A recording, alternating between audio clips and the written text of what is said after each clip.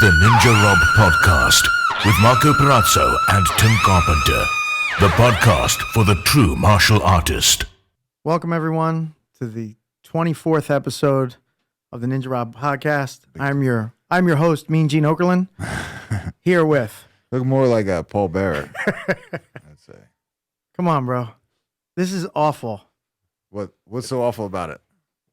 That's a don't rag, not even a do rag, number one. I have extras. You do? So you might want to wear them. This is a very video-intensive edition of the show. I brought, I got American flag. Nah, he would never wear that. I know but he would wear like something like this, right? Yeah, I think so. I just don't know how to. Here's the thing, is that I believe he was either thinning or bald up top, and you have that stupid wig on.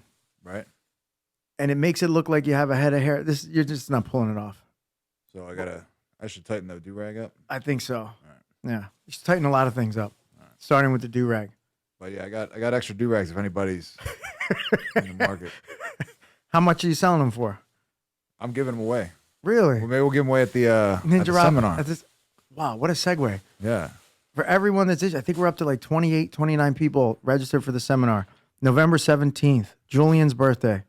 Ninja Rob seminar. Well, is he registered? He has not registered. Is he allowed in? If he's not registered? If he's not registered, he can't come. All right. Can't participate. He can show up, can't participate. What? He would wear American flag do-rag. Wow. All right, so maybe but the problem with this do-rag I like because it's got an elastic band. I can just pull it on. The other ones, I don't know how to tie them. You ever wore a do-rag before? Oddly, no. No. Never worn a do-rag. But going back to the seminar, November 17th, a Sunday, 10:30 a.m. I feel like we're cutting a promo for like a wrestling match. If only I could do a good Macho Man impression. He cut the best promos ever, dude. Yeah. I liked him and the Ultimate Warrior, I think, were the best. I think the Ultimate Warrior was a bit crazy. Yeah, that's his things. They made no sense. But Macho Man Randy Savage was a wordsmith, man. You know, like in his movements and how nuts he was. And sometimes he'd come out with props. He came out with little creamers one time. Yeah, cream of the crop. I'm going to stop by Wawa, grab some creamers. I wonder if anybody at the party is going to get it. Right. And your darling wife, Nicolette. Miss Elizabeth tonight. That is awesome. Yeah. That she's really going to tie this all together. Yeah, she got a good 80s wig. And some sort of like cocktail dress. Yeah, cocktail dress. She's got some big hoop earrings. Do me a favor. Can you send me a picture of her in this? It's a tight-fitting cocktail dress. Of course. Very form-fitting. We get to... Yes, I want to see. I want to see that. Yeah. If you could, please. You got it. One with you not in it. You got it. Would be preferable. You got it. Yeah, darling, Nicolette. How is Nicolette? She's great. Yeah. Yeah. Last time I saw her, she looked fabulous. She always looks fabulous. She does. But there was some. I almost want to say there was a bit of a connection between her and I last time I saw her. Yeah. Yeah. It felt. What kind of connection? Wait a minute. Just saying, just like friends. I'll just make sure she's never a guest on the podcast. Why not? Why would she not be a guest? We should get the wives on one day. Could you imagine that one? A wife cast.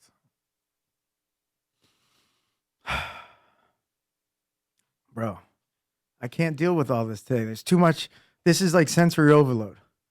So don't look. It's tough. It's like an auto accident. You can't not look. It can't help but look. I like how you were late today. You were on CT time. What's that? CT time? CT time. Carpenter time. Oh yeah. No, I left at 2:00.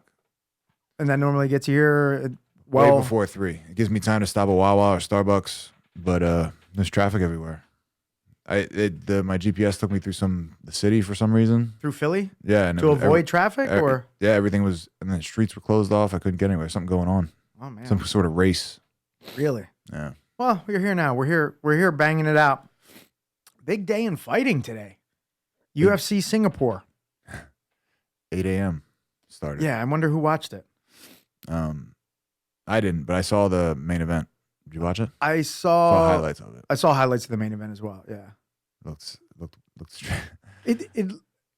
I've never seen a fighter as good as Askren that looks like he can't fight. I was gonna say the same thing.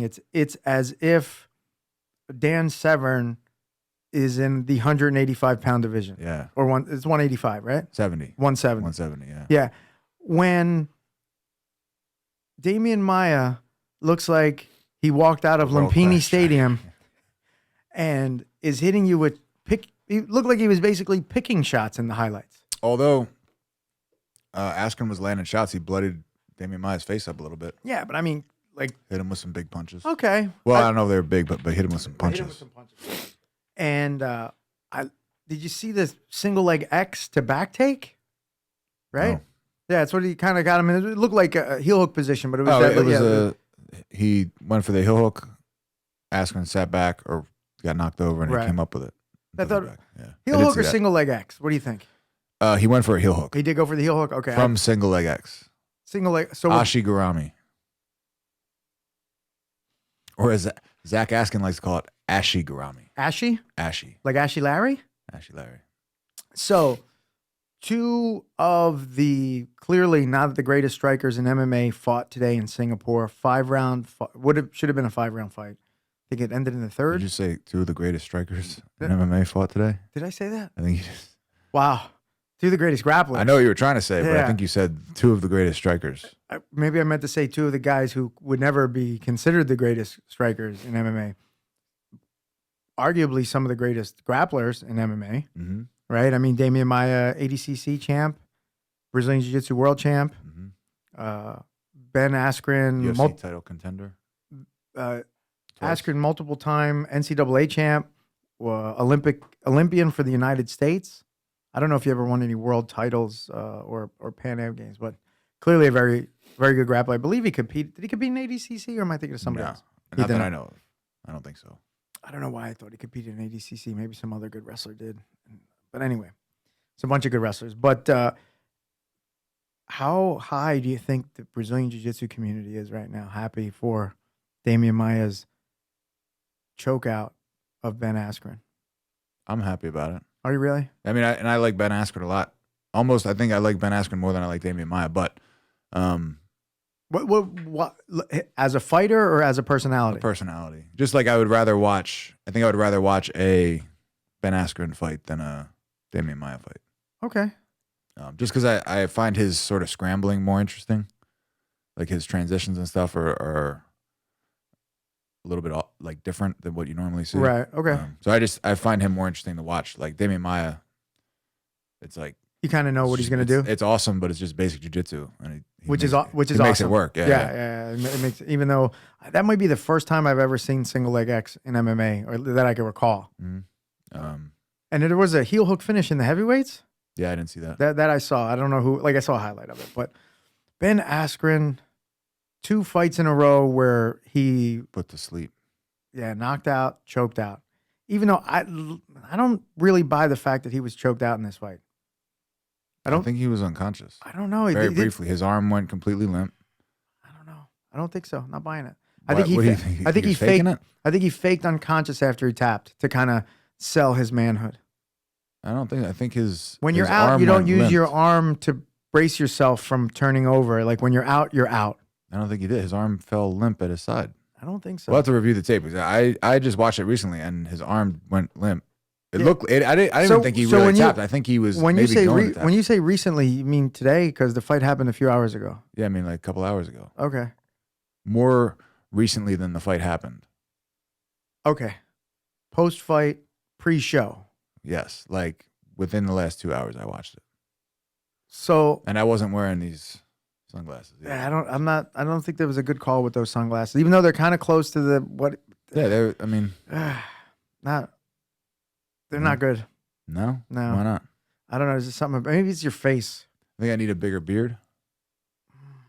I think you Darker just beard. need more muscles, Yeah. bigger chest, bigger arms, probably a beefier triceps, bigger traps, and some some rhomboids, and maybe you would be able to fill the shirt like a Macho Man Randy Savage would be filling I that could shirt. just get a smaller shirt. What made you decide on the Savage? I had to go to this Halloween party, Yeah. and I was thinking of costumes, and then I thought of like a couple's costume, and then I thought Man, of, you guys really are doing this whole married thing well, Yeah. aren't you? it's more fun than trying to do like an individual costume. Yeah. Yeah. What was a little bit more? It takes a little bit more creativity. What else was in the pipeline? So what had you considered and just like, nah, you know This what? is the first one. This is totally the first thing that came. I think I might have like just opened up Instagram and saw a picture of Macho Man and Miss like, Elizabeth. I was like, man, here it is. Here's inspiration right here. Yeah, I wasn't excited, but once I decided on the costume, I was pretty excited about it. Yeah. Yeah. Look, I'm gonna go off script for a second, and I have to admit to the fans and to the folks that I normally take Sundays as my cheat day, off of like eating. But had a stressful day yesterday. Why? Went to a pumpkin patch with my son, the little guy. Uh-huh. Man, it was great. But when a 4-year-old wants to do what he wants to do, there's nothing that can really stop him. And I had to give in. He was just, the force was too strong. Then What did he want? he just wanted to go in this bounce house, and he had to take his shoes off, and we were outside, and I wasn't into having him, father stuff where you don't want to deal with sand later. Yeah. Right. Yeah. But he kept wanting to go, so we got it. That was fine. The school bus was 45 minutes late, waiting in an empty field with a bunch of kids. It was a field trip. Yeah, it was a field trip with his school. You can't drive yourself to a field trip? Well, we could have, but it was his first time on a school bus with his schoolmates. So it was a big deal. Yeah. It was fun. It was fun until the bus was 45 minutes late. Yeah. And the stress of the day just got me last night. So how did you stress eat? Bag of M&Ms. Now what?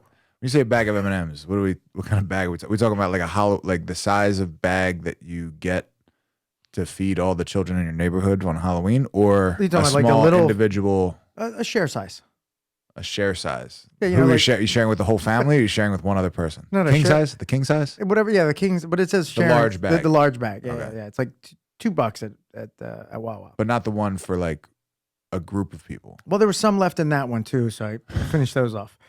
And then Regular M&Ms? Regular M&Ms. That's what we had in the house. Okay. They were we used them as a reward when we were potty training our youngest, and then every once in a while, if he does something good, we'll let him have an M&M. And now he's got nothing.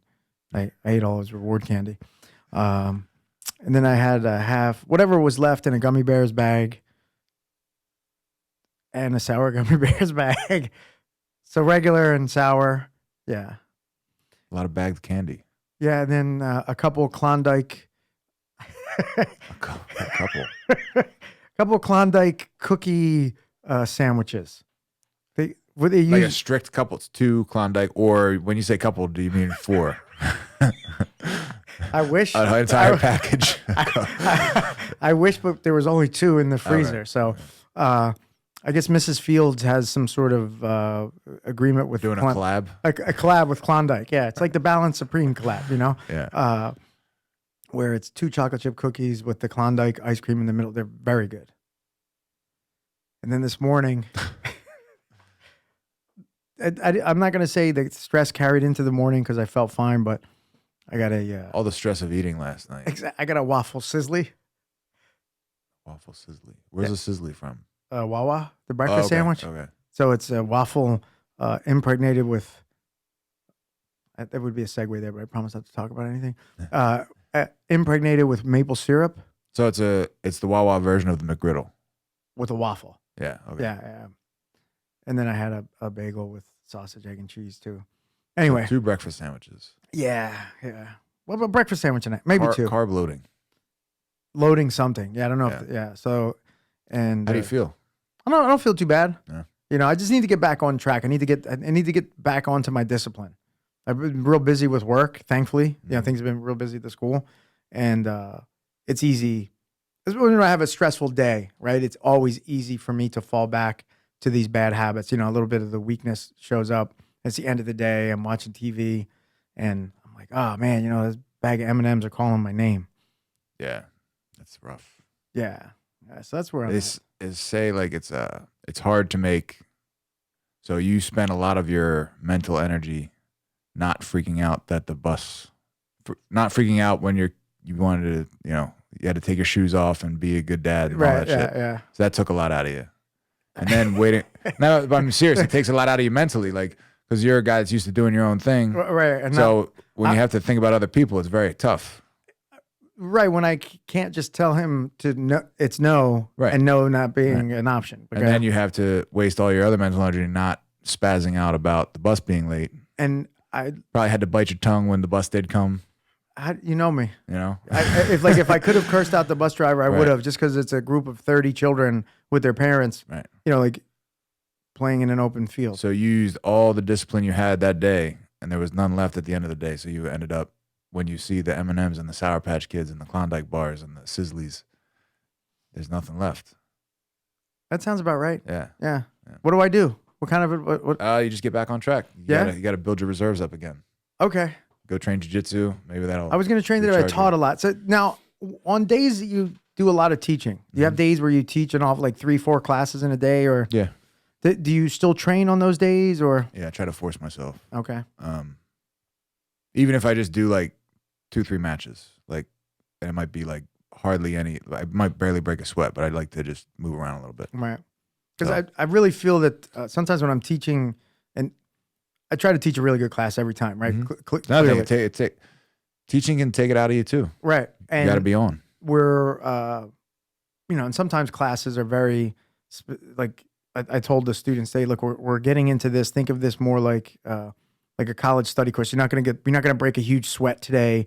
We're breaking down this position. We're trying to get the move right, really getting it down, but making sure that everybody's doing right, answering the questions. And I'm like, I wanted to train. Damn, I'm tired. Like, I'm just, again, not physically tired, but just not having the reserve, the discipline reserve big enough and high enough to be able to push through that. Yeah. But I think a lot of times try to remind yourself, like, you'll feel way better that day if you actually train a little bit. And You know, no matter how bad you don't want to train, those are the days you should definitely train. yeah, I I need to build it. I need the tank, the discipline tank to get bigger. I think I'm pretty disciplined when I'm on it, right? It needs to be bigger and deeper. Yeah. Yeah. So I don't even have really that good of discipline. I get like really into like a routine. okay. And then like I can get into routine of being lazy, or I can get into routine of just like nonstop like training. Right. You know. I've always been this way, even like in a micro and macro way, where like I put a lot of energy in, and then sometimes I need to back off, and I put a lot of energy in, sometimes I need to back off. Almost like, I was training for a while, felt like I was in a fight camp for no real reason. You're like sort of the way you treat the cheat meal. You binge, And then then you starve yourself, deprive yourself. I'm not gonna say I starve, but I do deprive. I don't try to starve myself, but yeah, man. So I gotta work on that. That's a thing that I need to. Yo, did you have anybody approach you about last week's episode, or send you any messages about? Yeah, I always get some. I forget. Somebody said it was the best one we did. Santini said it, but he said that a few times. He's a very enthusiastic Fan? listener. Yeah. But he really liked it. Nicolette really liked it. She said it was one of our best ones. I've gotten maybe 4 or 5 different people. I can't recall who. It's awful memory, and they were like, "You guys killed it. It was awesome. Best episode I yet." should listen to it. Try to break down. It's the only podcast I listen Really? to now. Yeah, Ninja Rock. Like I said, I don't like to listen to myself. Imagine how the rest of us feel. Yeah, so we appreciate everybody. We're working somewhat hard while trying not to work hard on the show. Tim gathered all the notes today. He's driving today's show. Great notes. Yeah, they are. Who you got? Diaz or Masvidal? It's back on. Is it? Yeah. I thought it was off. It was never off, I don't think. I think Diaz...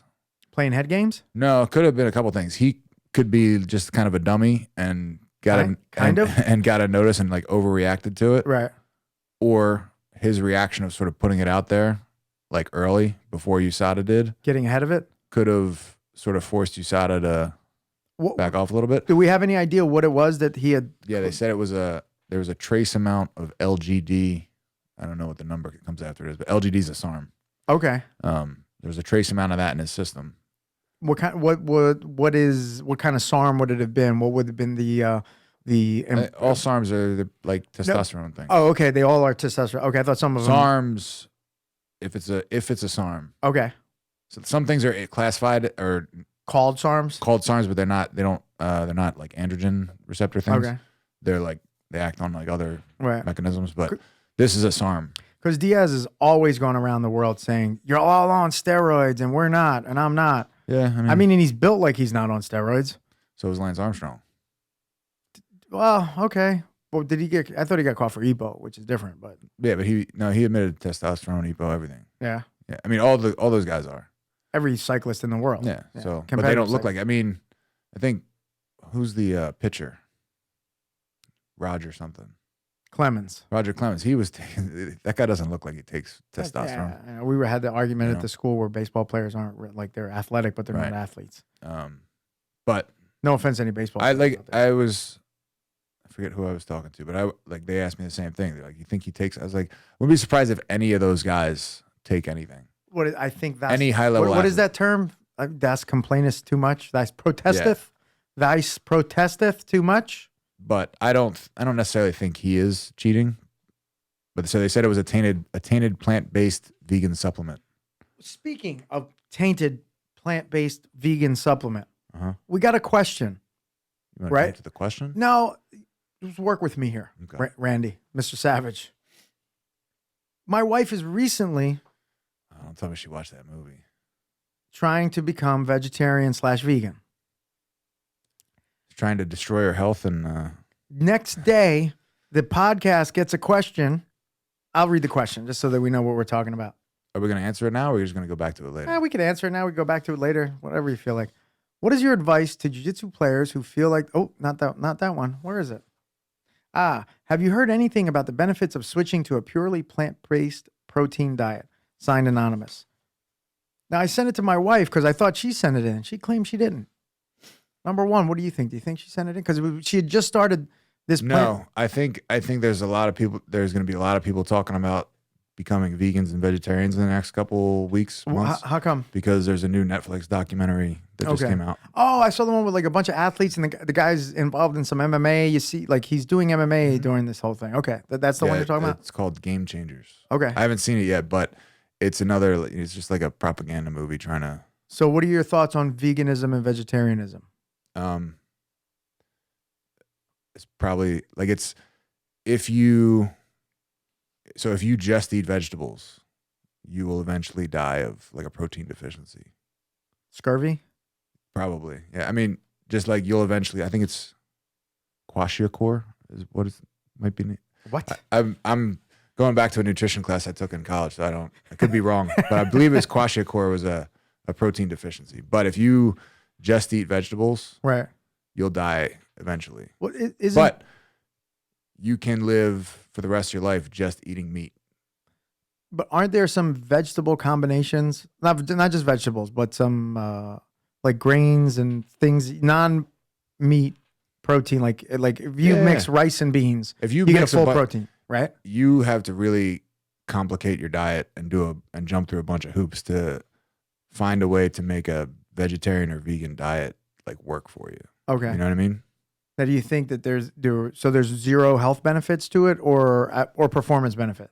Because they're two different. I doubt there's any performance benefit Right. to it. Because that's what a lot of people fail to realize is that if a diet may be good for performance, it might not be good for long-term health, and vice versa. Long-term health diets Right. may not be good for Like performance. probably like the strongman diet where you just need to eat like tons of meat and rice and potatoes. And like those guys kind of eat whatever they want. They just Right. eat tons of massive quantities of food. That's probably not a sustainable diet for health. Right. But I think vegetarian or vegan is kind of stupid. The only I point. don't understand. If you do it for health reasons, I don't think it's healthy. Okay. And if you're doing it for animal rights or something, I don't think it really is ethical in the way that it ends up treating animals either. As they say, just like the industrial farming of vegetables kills more like small birds and like land, like small Okay. like So mammals than it's like, not without the death of animals. there's still animals Okay. getting chopped up in the machines, and Right. So it's almost all animals will eat meat if given the opportunity. Even like squirrels, deer, they'll eat like pieces of like dead animals that they find, okay. you know. So you do not recommend going vegan or vegetarian. I would strongly not recommend it. Okay. And you can always find exceptions if there's like a guy that Right, and clearly this documentary has found a bunch of Olympic lifters and So anybody can be an Olympic lifter. I think I've heard about like. well, this guy's an Olympian. He's an Olympian, and his weights have gone backwards since he's been on the. Okay. You know what I mean? I think he moved up in weight, and his strength level's gone down. strength level has gone down. All right. There's a strongman in it who's not that strong for a strongman. Okay. So it's like the British guy. I saw. There's a bunch of like mediocre athletes. Okay. There's no. Hey, that's mediocre. I get it. All right. Or it should be mediocre. I don't think there's any like high level athletes in any sport. Maybe one or two, but Okay. So yeah. So my wife is doing it. This is her first week. I mean, give it a try. See how you feel. Yeah. And you know, and she has other reasons she's doing it. So we'll see how that works out with that. And you know, the beautiful thing is she could change her mind. Yeah. She just says, all right. Yeah, I mean, you can always try it, but So say if she feels better and she goes to the gym and it turns out to be the right diet for her. which a lot of times that happens when you change your diet. You know what I mean? If a lot of times people are changing their diet because they're feeling not well. So it could be they're eliminating the things that are making them not feel well, not necessarily what they're. Simple sugars or whatever it might be, the high levels of fat, maybe high levels of salt. So, But the only things that you need to survive basically are like protein and fat. You don't need, which are there's almost none of that in vegetables or Right. grains. that's how the Inuit survive, right? Like they eat basically just fat. Yeah. You know, with small Blubber. amounts of protein. Yeah. So, yeah, I don't think you need vegetables to survive. Yeah. I survived from probably 5 to 20 without Yeah, vegetables. exactly. Yeah. I didn't start eating vegetables when I was an adult. I thought they were disgusting. So who do I have? Diaz versus Masvidal. I think people think this fight's going to be a lot closer than it is. I think Masvidal boat races Diaz. How so? I think he's a better, more powerful striker. I think he's just as tough. All of Diaz's antics, do you know what I'm saying? Like that tough guy stuff. Mm-hmm. He's not going to feed into it. And I think he'll probably, if he's smart, he'll employ the leg kick game plan that people have used to defeat Diaz. That's right. I think Masvidal's he's a more like intelligent fighter. Like he can follow a game plan better than Nate Diaz. Like Nate Diaz doesn't have a game plan really. It's just you mentioned that before, right? It's just straightforward, punch you and grapple you. He's good at both. And I think he's better. He's better at boxing. Diaz Is much better at boxing and grappling, but he's not better at like overall MMA, like striking and wrestling takedowns and stuff like that. So. And I think Masvidal seems like the more dynamic athlete as well. Yeah. Like the better, the guy you would pick for your basketball team So I over got Diaz. Masvidal. So we both have Masvidal. But I think I'm rooting for. I always root for the Diaz brothers. They're so fun. Yeah. They're the kind of guys that seem like they'll fight anywhere. Mm-hmm. Doesn't matter. They're fighting for. Doesn't matter who their opponent is. They try to fight the same way. They don't come in with a game plan of like, all right, I'm gonna stick and move or I'm gonna do this. Yeah, it's just I'm gonna get in your face and punch you. And you react to it. Yeah. And I mean the jiu-jitsu's once they get it to the ground, it's unbelievably slick. That's what. Yeah, those guys. Their jiu-jitsu is like, it almost looks effortless the way they do it a lot of times. It's a shame because their wrestling has never caught up to their boxing or their jiu-jitsu. Had they had like that level of wrestling as good as the other areas of their game, think about how dominant they could have been. Yeah. Or could be. But that whole thing that happened with USADA, so USADA's explanation was, they said, the amount that we found in his system wouldn't have had a performance-enhancing benefit, and it was an accidental tainted supplement. But haven't they, in the past, still suspended people? Like, USADA just kind of like makes up rules and changes things for people whenever it suits. Yeah, I think they probably call Dana White and say, hey, since Dana White foots the bill, they're like, how do you want us to handle this? Yeah. I get it out there, but also, because now it gets, just imagine, you have the Ninja Rob podcast talking about Diaz versus Masvidal. How many more pay-per-views are they going to sell now? How many people are coming to the seminar? 28 so far. That many. So, I mean, we want to cut. We want a piece of that, right? Some back-end points, as they say. No, I think USADA's terrible for the sport. It ruins the sport.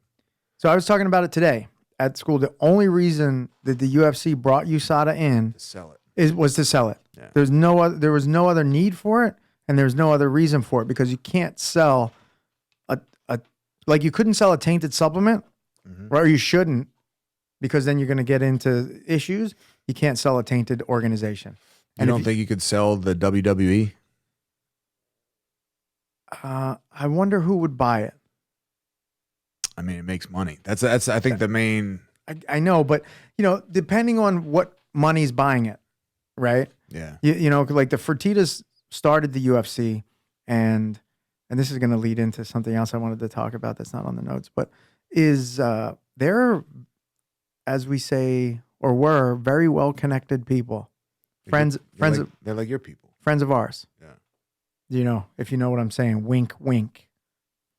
And friends of ours don't care about steroids, who's on steroids. They probably want to supply it to the guys that are using it. Yeah. But when you have WME, whatever the hell the name of the group was, Californian billionaires buying it, he wants to buy something that he could say, well, we have, we have all these things in place to make sure that our athletes don't use steroids. And if they do use steroids, because what they want to avoid is what?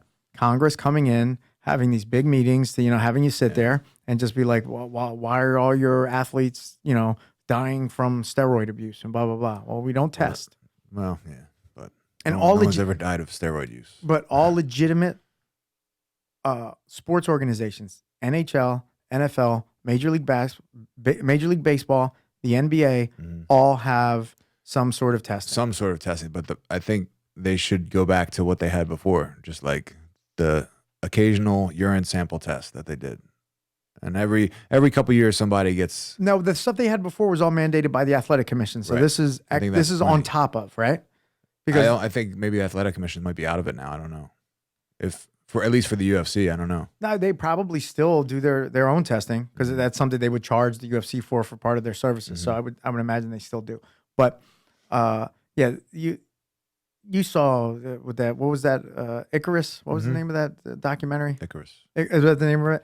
And it was unbelievably fascinating, but it showed you how corrupt anti-doping is. Right. That how next to each other the dopers and the anti-dopers are. Like, who's that guy? The Golden Snitch. Yeah.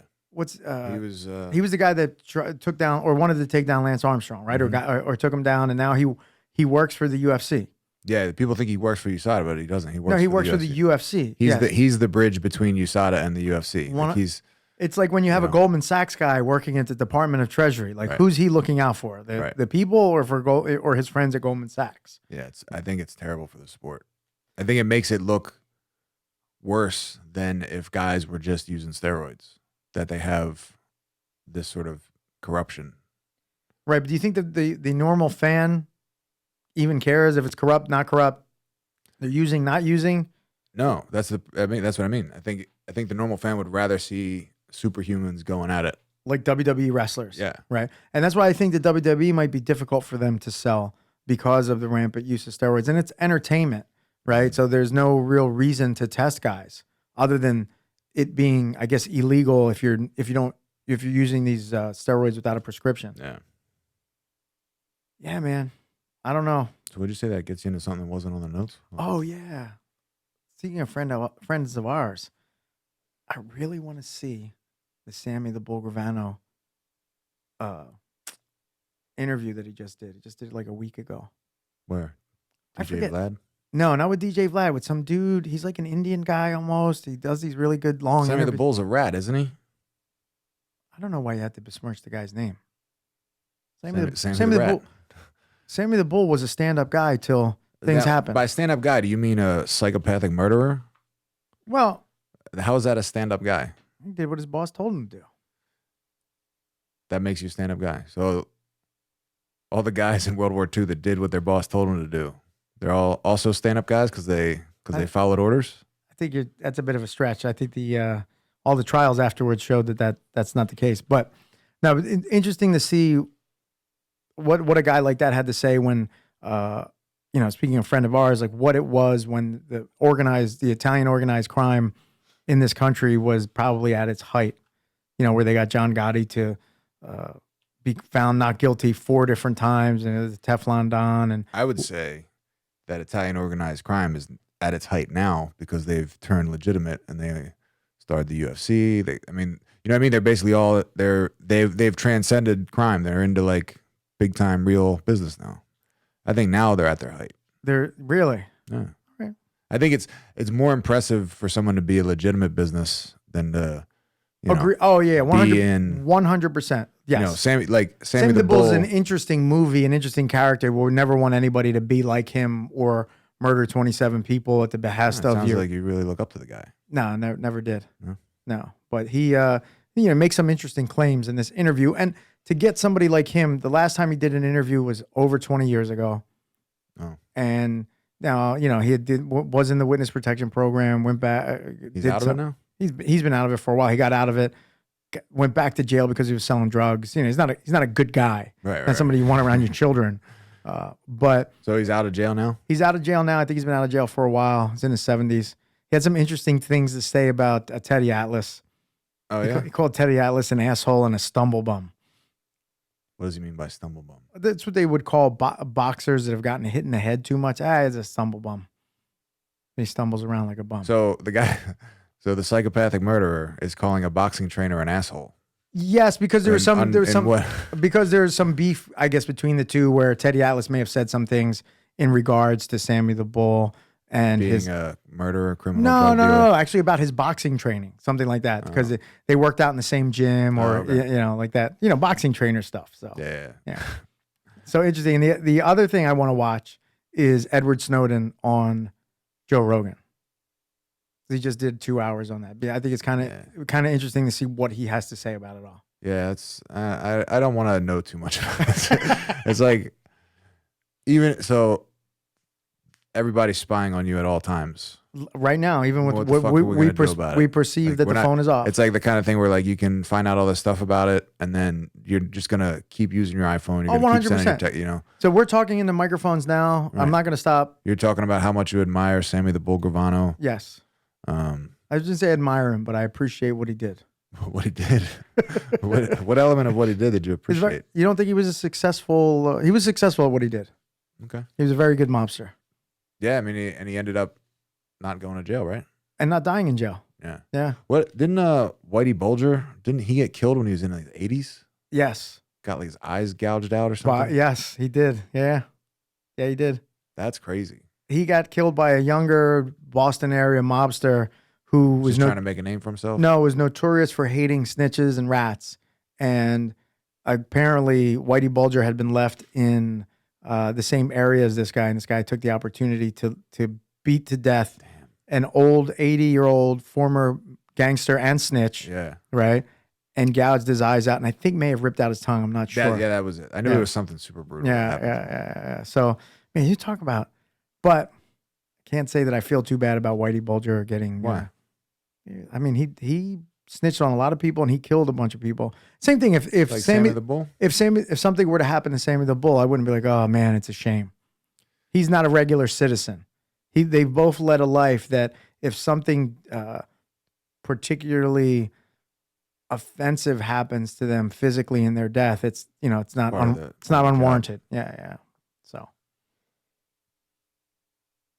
come on, man, you're driving the bus today. I'm driving. Yeah. You just derailed it talking about all this gangster stuff. Nicolette was saying that she thought that I made a comment on the podcast, I guess, about Petroski being able to beat Nicky Rod in a grappling match. Yes. And she was amazed. She's like, how could you say that? I was like, well, it also goes into something else about how styles make fights.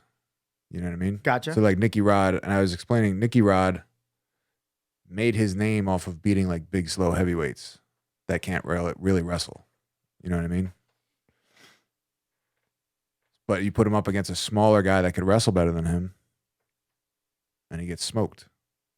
Okay. And then you put him up against a smaller jiu-jitsu guy that's really good at jiu-jitsu, and he gets smoked.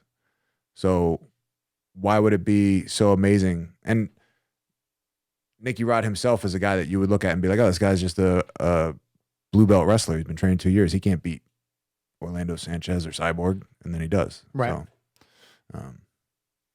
So she thought it was nonsense what you were saying? Right. Okay. I mean, she's clearly entitled to her opinion. Yeah. She's a martial artist, but not a subject matter expert when it comes to Brazilian jiu-jitsu. Correct. Right. Or competitive grappling. No offense, Nicolette. She's become a big fan of competitive grappling. No, and I, she and I have really made that connection. So I want to make sure that she doesn't think that I'm trying to be offensive or disagree with her, because you know how that goes. You don't want to disagree with her? Not at this point, right? Maybe later we could disagree, but yeah, at this point in your relationship, you don't want to rock the boat. Exactly. It's too soon right now to disagree with her, but I might have to agree with her, because what has Petroski done to give you the idea that he could beat anyone that's ever won a silver medal at ADCC? Nothing. Okay. I'm just saying he has a chance. And this was before I said... Everybody has a chance. Yeah, I know. But I'm saying it would, like... Yeah, I think anybody has a chance. And I don't think that it... you could have said the same thing. What would make Nicky Rod think he has any chance of winning ADCC? Well, winning the trials... At his... Okay, let's say before... Like, he's talking about winning ADCC before he won the trials. He was talking about it, or that was his goal? And he lost the first time at the trials. Right. Well, maybe he's one of those guys. If you dream it, you can achieve it. Yeah. And clearly he did. So, but my main point was that not just Petroski, but anybody, like a smaller, more mobile person, is going to have more success against Nicky Rod than the normal guys that you see him beat are bigger, slower, sort of lumbering heavyweights, not a Kenan Duarte the second quick, time. athletic, fast guys that are very mobile. So Gordon was the weight class below him, right? So you don't think he medals in Gordon's weight class? Probably not. Okay. No, definitely not. I doubt it. I'm trying to think, who did Gordon beat in the fight? He beat Tractor. He might be able to beat Tractor if they got matched. Well, Tractor's got good wrestling though. Yeah. Tractor's good takedowns, I should say. Yeah. And that's how he beat Kenan. Who else was in that weight class? Hulk. I don't think he beats Hulk. Actually, the guy. This was also in the ultra heavyweight class. The guy that Hudson Taylor, he kind of wrecked Nicky Rod at ADC trials on the East Coast, and he was like a purple belt from Marcelo's, who's like an okay. So was he at ADCC? At the East Coast trials. Okay. Yeah, he ended up losing to Cyborg, I think, first or second round. Okay, gotcha. But he was at the okay. But he's a guy. I think he was a purple belt from Marcelo's. I think he was a collegiate wrestler, similar to like the same credentials as Petroski. Okay. And bigger? He a little bit bigger. Okay. Petroski's a big, strong dude.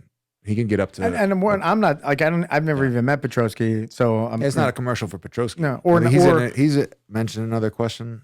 We got a lot of Petroski talk today. A lot of crossover talk. We got to let him know. Maybe, hey, Petroski, share the fucking podcast if you're listening. But my main point was that when he was trying to get the match, I remember being at Balance and people were talking to him. They're like, "Oh, that'd be crazy." I'm like, it's not crazy. He's just a guy. Like, and so when people don't take grappling matches, it usually bottles my mind. You know, when my mind gets all trapped up like it's in a bottle. Exactly. That's what I'm talking about. Mind bottling. You got it. Well, what would be the reason you wouldn't, other than maybe having to go to a wedding or something to do with your children? Why would you not take a grappling match against someone? You don't want to lose. But everybody loses in grappling. There's who's undefeated? Nobody. Even the greatest competitive Brazilian Jiu-Jitsu guy of all time, we could argue, is Roger Gracie. He's got some losses. Mm-hmm. I've never heard of him turning down a match. Like, so why would Petroski not? Were people telling him not to take the match, or they thought he couldn't win, or they just thought it was crazy? That, like, I don't know, it was a group of people sitting around talking. Right. Awesome for him. Yeah. And he should, if it gets offered to him, he should take it. Yeah. But I doubt it would get offered to him now. He was like campaigning on social media to get the match at Fight to Win. Interesting. But I guess it didn't happen. He's not a big enough name. No. Not now. He's got to go maybe get into ADCC. Yeah. Petroski, Nicky Rod. Yeah.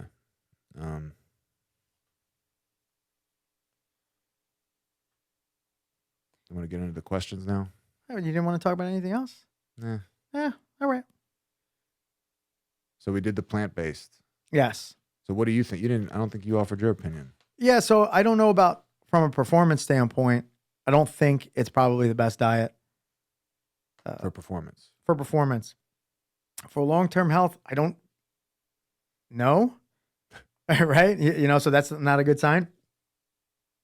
But I usually tend towards what from a performance standpoint, what does 95% of the group that's really successful at something do?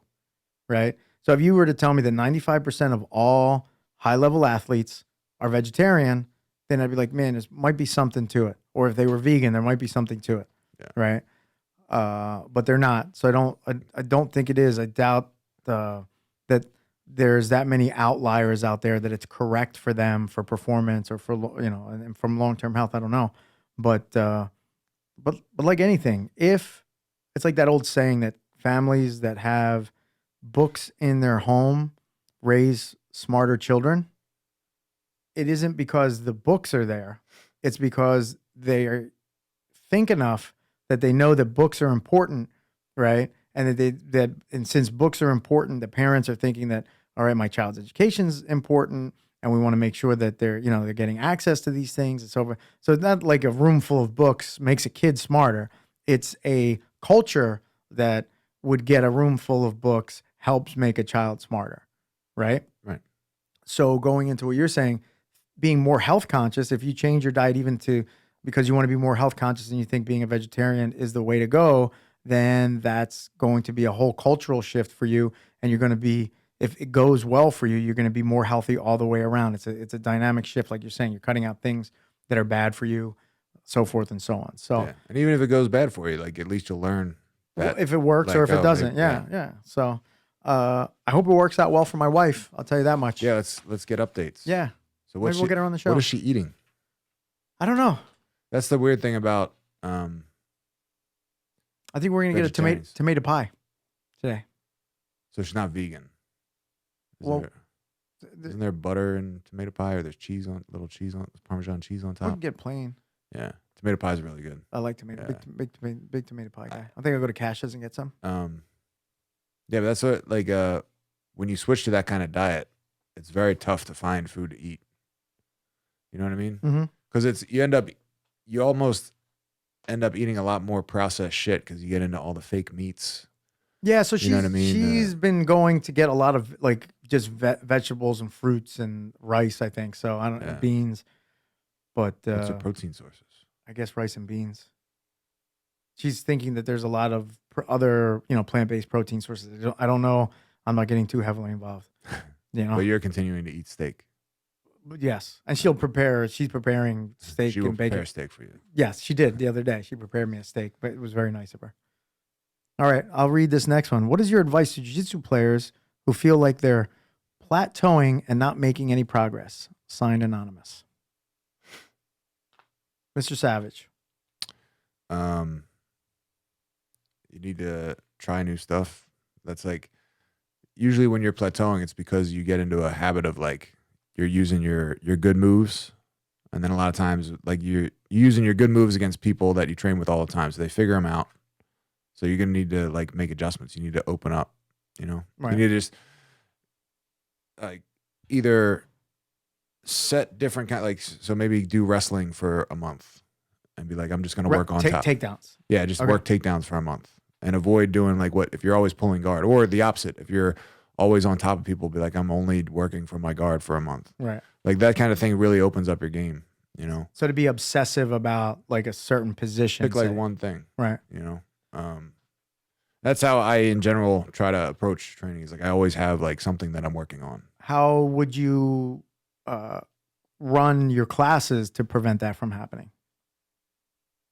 Plateauing. How would I run my classes? Classes or coach, how do you coach a guy who you're all right, man, I just want to make sure he doesn't plateau, right? There's always some level of improvement. What do you do? I change the theme every couple weeks. Sometimes so for the last maybe 3-4 weeks started with just chokes from the back. Okay. And then we did some back takes then it was taking the back from turtle. And then this week was taking the back from close guard. Okay. And then it was now, instead of just going for chokes from the back, different triangles from the back and different attacks from the back rather than choke. So it's just, but next week, I don't know what's on the agenda for next week yet. Okay, but giving them a tool set that might not be part of their in their toolbox. It starts off with, you can just show the rear naked choke and collar choke, but there's a million different submissions and transitions to other things. And you can, when you do that, like if you, let's say you're always pulling guard and doing the triangle, right? And then you're getting sick of it. People are shutting down your triangle. You're not really making any progress. Then you transition, be like, all right, I'm just going to do wrestling for a week or a month. You can sort of find the in between how to get from like taking somebody down to getting them in the triangle from the mount. You know what I mean? Everything's going to end up connecting together as long as you keep adding new tools. Yeah, so I agree with you. I think kind of, so part of the responsibility is your own as the athlete, right? As the martial artist, that you have to coach yourself and train yourself through the plateaus. So, Bill Bell sent me an interesting Instagram of Hadra Gracie, where you see him training and he says, I don't drill, but I do a lot of positional training and it sounded, if I remember correctly, with like certain rules attached, right? And that's something that many people don't do unless they're told to do it, right? Everybody goes slap bump, A game versus A game, typically, right? And it's like whose A game is better, and that's fine if all you're worried about is having a better A game than the guy you're training against or training with. So I agree with you wholeheartedly that you have to try certain things. Like us, I've made a shift at the school since we just did a bunch of no-gi stuff leading into the no-gi pans. And we used to only do like no-gi once a week, maybe twice a week. I forget how often. One was a no-gi open mat, one was a no-gi class. Now I split my week. Monday, Tuesday, Wednesday, gi. Thursday, Friday, Saturday, no-gi. Yeah. By the way, Monday, Tuesday, Wednesday, gi. Thursday, Friday, Saturday, no-gi. Right, for all of the mixed level and advanced classes and open mats. They'll take that format. And it allows me to kind of split some techniques too. Whereas before we were kind of covering the same things in both levels of classes. So we're doing a lot of lapel stuff in the gi. Can't do any lapel stuff without the gi because there's no lapel to work on. And what I'm trying to give everybody, and this again, as I look to the heavens, that kind of the Danaher effect, is giving them a system with the lapel, saying, okay, you could start here, you move into this, you can move into that. This is where the moves progress. This is where if they fall apart, this is what you can do. But as a coach and as an instructor, we have to kind of imprint on them that a lot of the responsibility is also on them to keep progressing in other areas of their game that I'm not working on, right? But also not always just either rolling from the knees or rolling from the feet and trying to win a game, is moving some step backwards through trying to incorporate this new set of moves that you're learning so that you can figure out how does this work into my overall game plan or style, so that, because I can't teach you all the transitions that you could teach yourself, right? Then you could figure out on your own, and this is how you move into this. And I've been doing it with the lapel stuff. Everybody I train with, I am obsessing about trying to get the underhook lapel grip and working through and seeing, all right, when does it work? When does it not work? What's happening when it's not working? And trying to figure out the answers to that, which also leads me to making students more responsible for their questions, right? So you also prevent plateauing when you ask your instructor a very specific question. If you, well, how do I pass the guard? Shut the fuck up. You come to class to learn how to pass the guard. What you say is, I'm trying this guard pass. When I get to this point, my opponents are reacting with this reaction. What should I be doing? What shouldn't I be doing? How do I make this work? Or is there some issue that I'm not seeing? Right. And I think there's another area when we become responsible for our questions that can help you not plateau as much or plateau for as long as you may be plateauing for. So that would be my answer as well. Can you repeat that? Did you zone out? Yeah, I lost the last 10 minutes of it. No, I'm just kidding. That was good. Yeah, I like the positional stuff. I think positional stuff is great, and positional stuff. So we do that in almost every class, dude. Like whatever I'm teaching, because it forces. There's guys in training that are just always, they're good wrestlers, so they're always on top of people. But do you get the sense that not a lot of places are doing it, positional stuff, or am I just out of the loop and thinking that people aren't doing it? I don't know. Yeah, I have a sense, because people that I've been getting from different schools that have joined recently was like, Yeah, we've never done this. We've never, like I've never been forced to start from a position. Oh wow. Yeah, so I'm like, well, you're going to be forced to do it here. Yeah. You're going to get better at this, even if you like it or not. Yeah, and I do the same thing where I set. It's like, all right, you're starting on the back. You have one hook in. You have to get the other hook in and try to finish. And then it's like if the guy ends up in your full guard, you just reset. Don't just keep rolling. Right. And it's funny because you have to keep an eye on people, because even in these drills, people will find a way to like game it. Carlos Rodriguez is his name. Oh really? Yeah. Why was he doing? He was so unbelievably competitive and always like try to find a way to win. Exactly. It's like yeah. If the goal is to he's trying to pass your guard, it's just like, all right, I'll just like hold on to his ankle. And won't let him. Exactly. I'll just lay there and hold on to his Not to that effect, but always, man, if he can glean some sort of advantage through a rule set that you're giving him, he wants to, which is he's a competitive guy, so I can understand why. I'll read the next one. Yeah. Gentlemen, long-time listener, first-time questioner. Without further ado, I'm going to send it. In the local MMA scene, it appears the Team Balance banner has some pretty good up-and-coming fighters. They are Earl Trouble Small, Joe Pyfer, and Andre Petroski. In your opinions, which fighter do you believe has the best potential and why? This is two questions, so we'll do that one first. Okay. And this question is from Nick Papandrew. 2018 good fight, purple belt, Masters world champion, Legion MMA brown belt, Tim Williams fanboy, and a proud cat Oni. I'm assuming he meant owner. Right, but you dropped the R. Maybe I didn't copy and paste it correctly. Gotcha. It's from Nick. So I'll start off. You start off. I've never seen any of these guys fight. Okay. So I have no opinion. So you don't know? All right. Well, so I've seen all these guys fight, and I've trained with all these guys a good amount. And two of these guys I've trained with since they were like kids. So I'll break it down like this. Trouble has the best jiu-jitsu. Pyfer has the best sort of striking, and I would say overall MMA game. Petroski's got the best wrestling. All right, but the question is who has the best potential and why? I'm doing the why first. Right. So I would say right now, Pyfer has the most potential because he's been doing jiu-jitsu, boxing, and wrestling since he was a little kid. Like he's been doing everything. Yeah. His whole life. Yeah, his dad started him early for sure. Trouble has been super jiu-jitsu kid since he was a kid. He's been competing since he was a little kid, like a specialist in jiu-jitsu. But he's also got pretty good hands. He's been training his hands. But I'm going to go with Pyfer. Has the most potential right now. Petroski is a wrestler who added jiu-jitsu and striking later. So how's Petroski striking?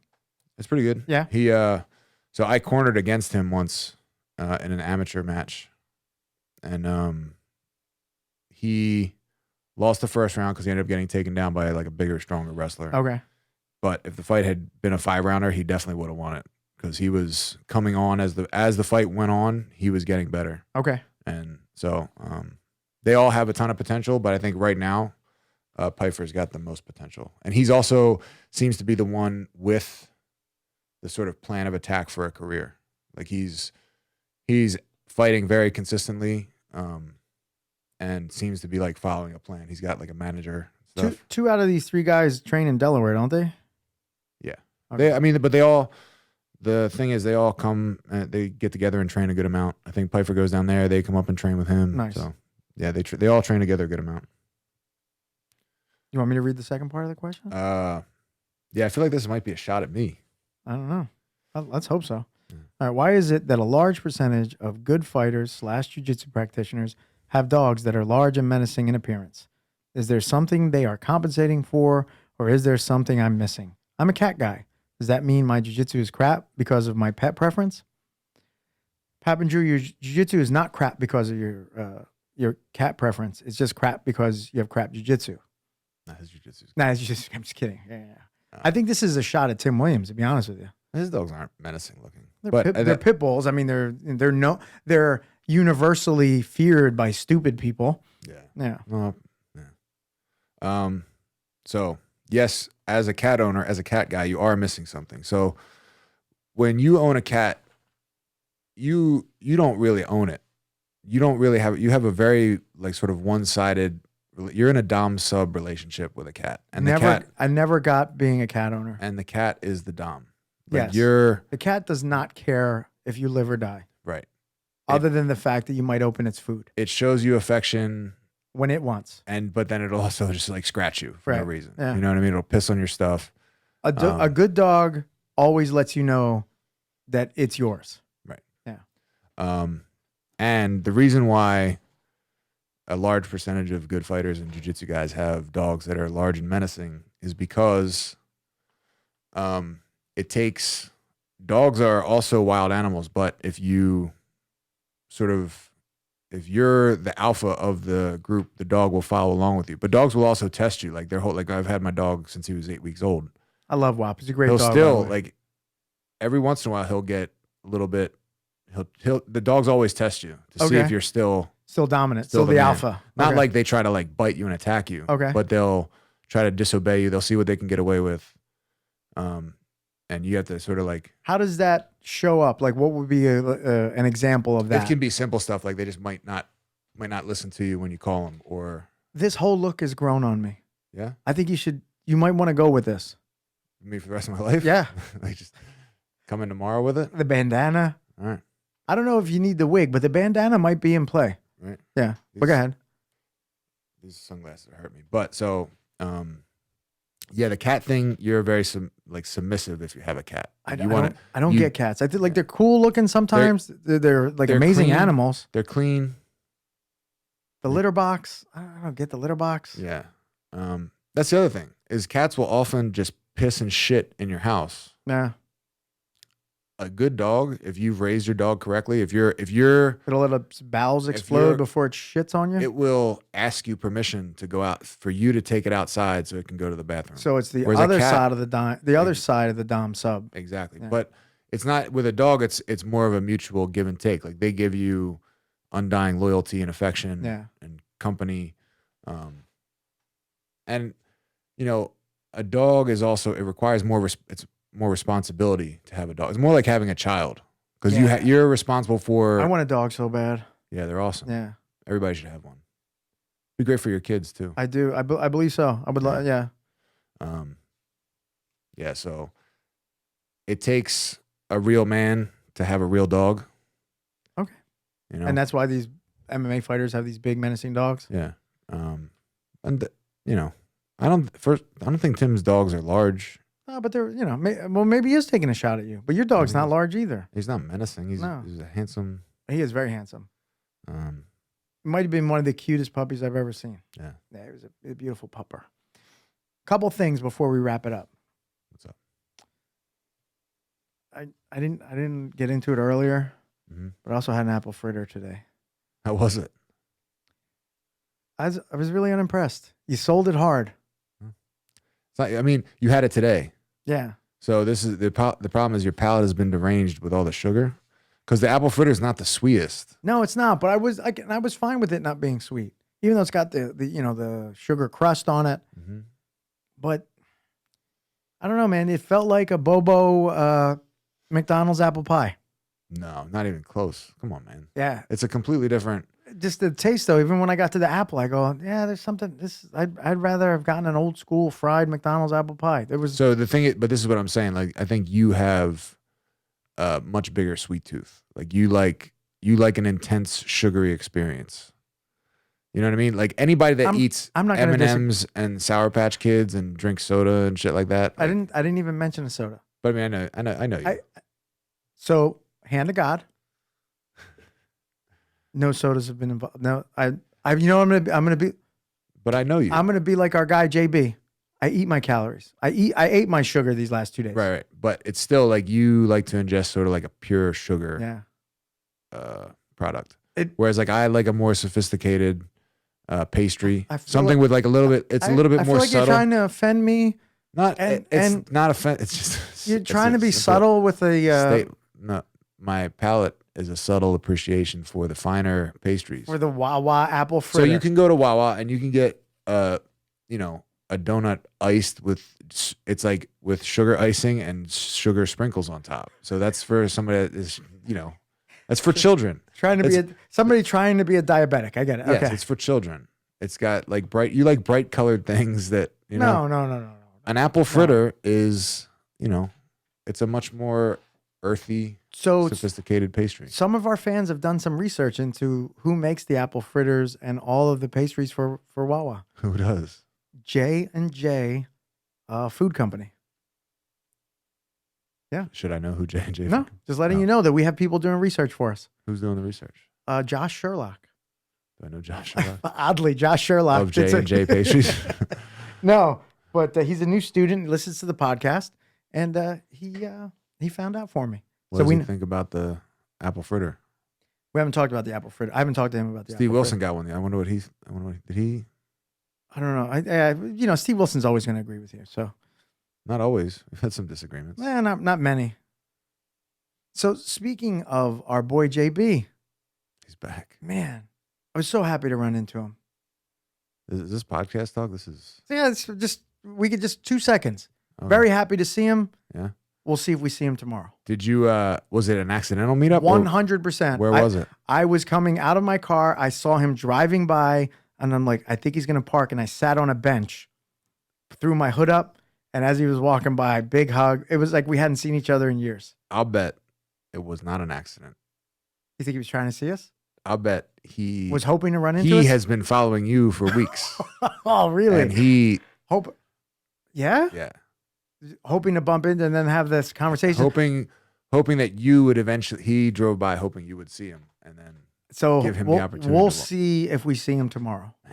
Would be awesome, wouldn't it? That's good because I don't think I have anything going on tomorrow. I can hang out all day. That'd be awesome. So what else did I don't think I really wanted to talk about. Oh, saw some movie on Netflix about the Panama Papers. I can't think of the name of the movie. Saw 2 movies this week. It was so. It was done in the vein of Vice and The Big Short. So where they really tried to explain the Panama Papers and everything. Panama Papers. So that About the Panama Canal. No, about the law firm in Panama where all these super rich people were putting their shell companies and defrauding governments out of taxes and that kind of stuff. I thought the movie was so. It was a lot of big name actors, but it was so. And I finally got to see Glass. That was good.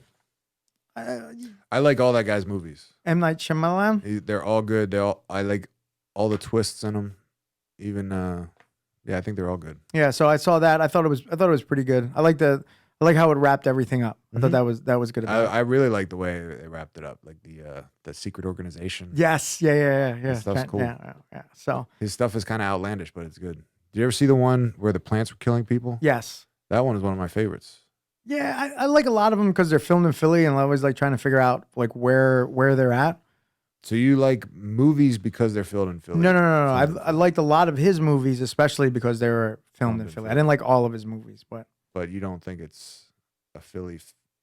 You have to be a fan of a Philly sports team if you're from Philly. I'm 0 for 0, bro. 0 for 0. Really, you're not a fan of any Philly? No, sports I team? am. But I'm not gonna like go nuts about it. Okay. All right, is that it? Is that where we are? That's it. All right, bro. Enjoy the night tonight. Make sure I get that picture, okay? Yeah, you got it. All right, thanks. I'm excited. I haven't seen it either, so I'm excited. I think it's gonna be a red dress, Tell me more about it. a form-fitting red dress. I might have seen the dress before. Yeah, on her or just On me. I might have seen it on myself. interesting. All right. Well, thank you to everyone that's listening. We appreciate it. Well, if you could be so kind as to rate and review the podcast, it's really helpful. And share it. Yeah, let your friends know that you're listening to an interesting podcast, not just Share your jiu-jitsu. favorite episode. Yeah. We have a lot of people telling us that last episode was their favorite. Yeah. What do you think about this one? I think No, I don't like being the leader of this. I wasn't prepared to be the yeah. guy. I know. Yeah. What do you think? I did that as the leader. I did that on purpose. Yeah. I delegated today. All right, everyone. Thanks for listening. Peace. Tim and I would like to thank our sound engineer and studio owner, Devin Wade, for always doing a great job with the sound, but also the beautiful facility that we get to use here at SFX Studios. We'd also like to thank Eddie Lynn, who takes and donates his time to the podcast to do all the video editing and everything you see on our social media. So really appreciate that from Eddie Lynn.